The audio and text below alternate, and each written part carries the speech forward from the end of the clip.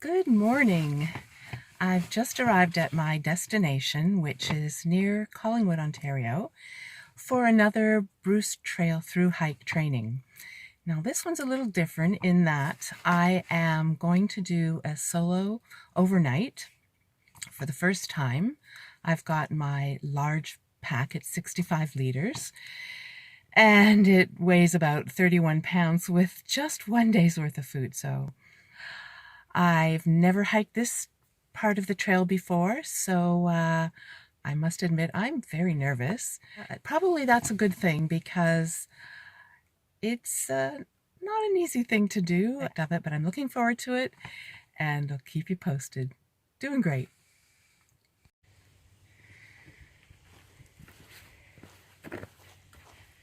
So I'm noticing that the larger pack that I'm wearing today, filled with about 31 pounds, is definitely affecting my hiking. So I'm going slower than usual because I certainly don't want to trip. But it really is very, very beautiful here. A couple of days ago, I received in the mail the newest edition of the Bruce Trail reference guide that I had ordered. The trail people were so nice. When I ordered it, I left a note saying I was leaving in a few weeks and could they possibly rush the order to me, and they did. I think I got it within a week. I've been really enjoying reading it, learning about all of these many incredible forces of nature and glaciers advancing and receding, and learning about the different types of rock on the trail. And as well, there's a wonderful illustrated pullout of plants, flora, fauna, reptiles, animals, birds, insects found in different sections of the Bruce Trail.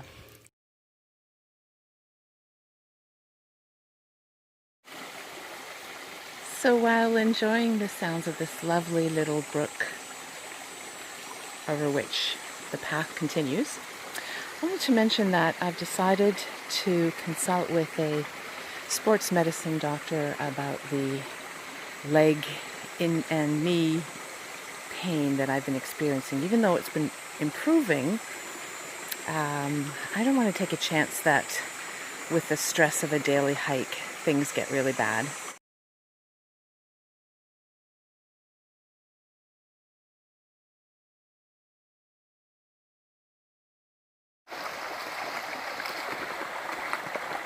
Some Bruce Trail through hikers filtering water. Yeah, there they go.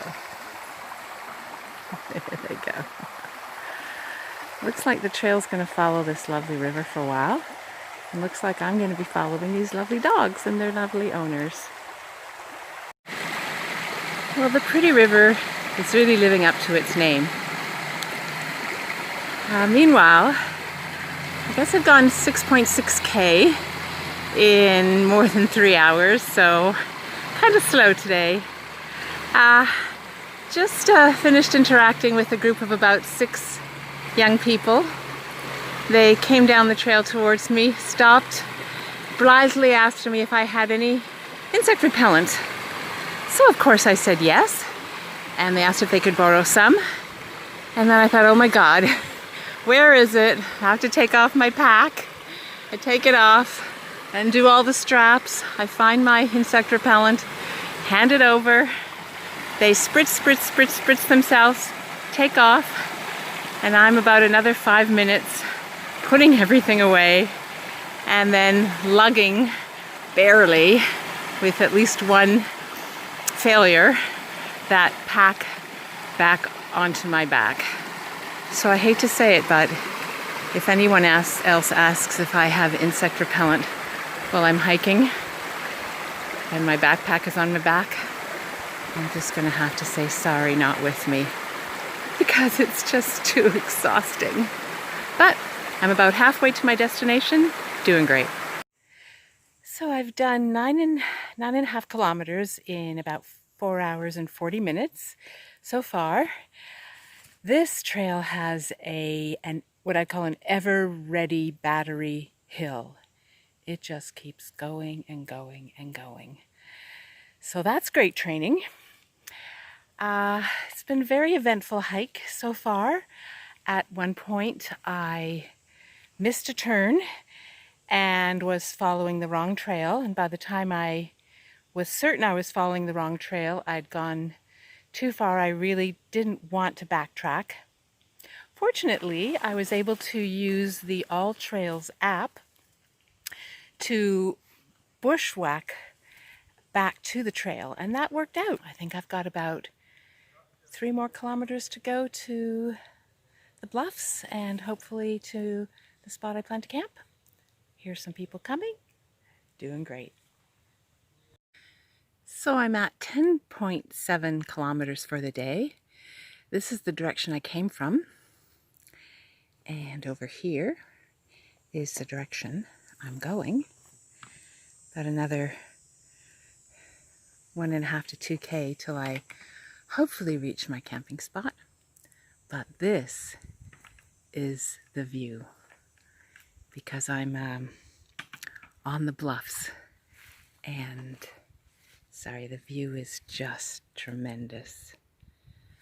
There's a body of water off in the distance. It's way, you can just barely see it near the top of the screen. Lots of farmland in the area below the bluffs. So this looks like one of the camping spots that Jill named Jasper pointed out in his video when he hiked this route recently. A nice, flat, sheltered space to set up my tent.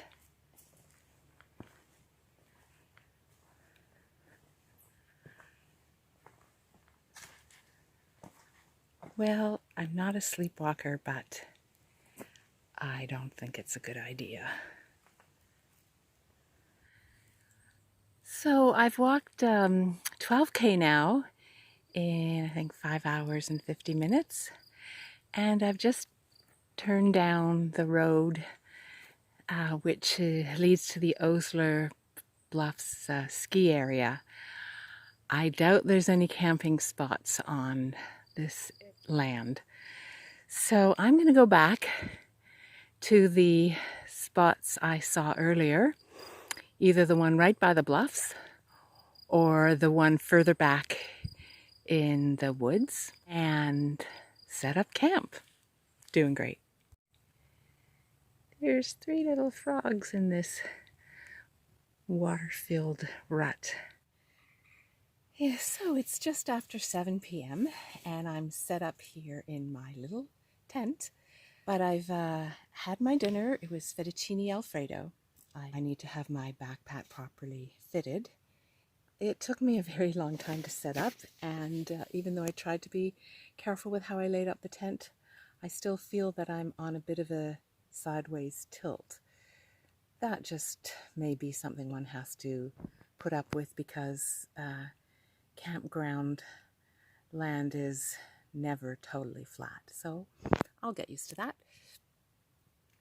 It took me a lot of time to get all set up in camp, the cooking, getting everything together, all of that, washing the pots afterwards. So I have a lot to learn in order to streamline and make that process less onerous. So I may even practice cooking at home on the camp stove on days that I'm not doing an overnight. It's really lovely and peaceful out here. Some young people just came by about 10 minutes ago. They're looking out across the bluffs at the view. If it cools off, I will close in the outer part of the tent. Right now I've got it open, hoping to get a bit of a breeze. It's supposed to go down to maybe 15 degrees tonight. I'm really looking forward to that. Plan is tomorrow breakfast, break down camp, head back to the car. Doing great. Good morning. I survived my first night camping on the Bruce Trail, and it was pretty good, except that, well, there were a few incidences. Firstly, not surprisingly, I had a lot of trouble falling asleep. I have the same problem at home, so I may have gotten altogether 4.5 hours of sleep. Breakfast was another incident. I didn't listen to my own advice about holding onto the pot, and my oatmeal spilled. I lost about a third of it, but in saving it, I knocked over the stove. The flames were going. Thank God I was in a rocky area. That was pretty scary. The other incident was my coffee was horrendous. I accidentally bought mocha flavored coffee. It was barely drinkable, so I'll have to figure something else out. And I'm out of water, so I'm starting off the day a little dehydrated, but hopefully I'll come to the pretty river soon and get a chance to actually filter and drink the filtered water. On my way back to the car, got about a 6-hour hike. So I've just collected, filtered, and drank my first sips of water from this lovely stream using the Sawyer Micro Squeeze. It was nice to have cold water on this hot, muggy day. I forgot to mention one other mishap that I had this morning at the campsite while we enjoy this view. And that is when I went to do my morning constitutional off in the woods, I had brought my brand new Acaridin spray repellent with me in case I needed to fend off mosquitoes, and I left it behind. Now, I didn't realize it till I was back at the campsite, so I tried to find my way back to the woods, and I thought I found the spot where I was, but I could not find the bottle. But anyway, it's another lesson to be very careful when setting things down, to put everything in one spot so nothing gets forgotten. So I've stopped for a water break, and in a little parking lot for this section of the trail, the Pretty River Valley. I've done 3.5K in 1.5 hours. I thought I was really moving, but I guess, you know, there's a lot of ups and downs and you have to watch your footing. So I think I have 7K back to the car, which is going to be, well, maybe another 3.5, 4 hours. Wet, sweaty, tired, sore, hanging in there. Well, I can only say that this hike back to the car is a drag. I feel sweaty and sticky and tired, and my bag feels heavy. I don't even want to stop to have water because it's so heavy to get off and on. I think it feels heavier than it really is. It feels hotter and stickier today than yesterday, so that may be part of the problem. I've also donated my sunglasses to the trail. They fell off some, I think, when I was getting water. And if I didn't mention it, I've also donated my insect repellent to the trail. So a few losses this trip, lots of lessons. I think I'm going to have to try a 2 or 3 night camping experience, but I'm going to wait for cooler weather because I expect most of my Bruce Trail hike will be in cooler weather and the heat really gets to me. About 5 miles back to the car, hanging in there. I finally made it back to the car after my overnight experience on the Bruce Trail, and the way back started out great. I felt really energetic. I felt like I was going fast, but then I hit a wall after about 1 hour. I didn't have enough water with me. I probably didn't have enough to eat last night.